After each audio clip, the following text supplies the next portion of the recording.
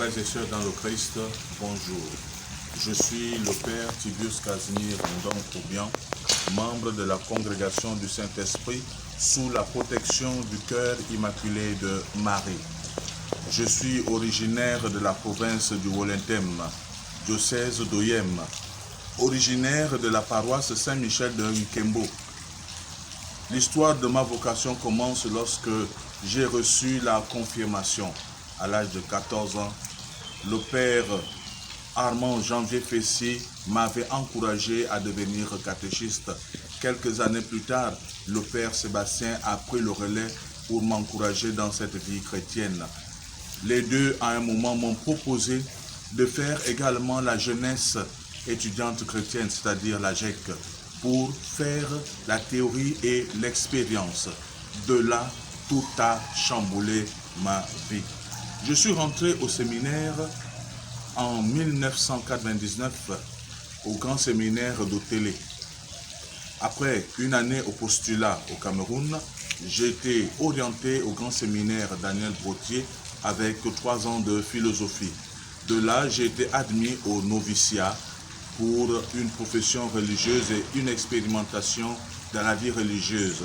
En 2004, je fais ma profession religieuse, faisant de moi le 7e spiritain du Gabon et de la Guinée équatoriale. J'ai fait mon stage à la paroisse Saint-Paul des Rapides en République centrafricaine, puis 4 ans de théologie à l'école Saint-Cyprien d'Ongoya au Cameroun. J'ai fait mes vœux perpétuels en septembre 2008 et ordonné prêtre le 11 juillet 2009. Première affectation, retour en Centrafrique où j'ai vécu pendant 5 ans. J'ai occupé certaines responsabilités, curé de paroisse Saint-Bernard de Boyrab, mais également l'aumônerie militaire.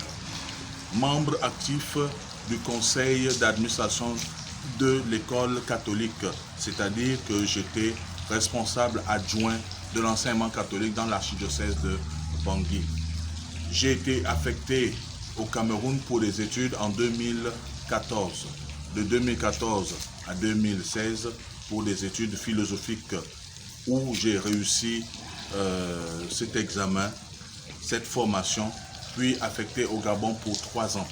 Après 3 ans de pastoral comme prêtre, j'étais à Saint-Joseph de Lalala, Sainte-Monique de Sotega, mais également la paroisse Notre-Dame du Rosaire et de la Nomba.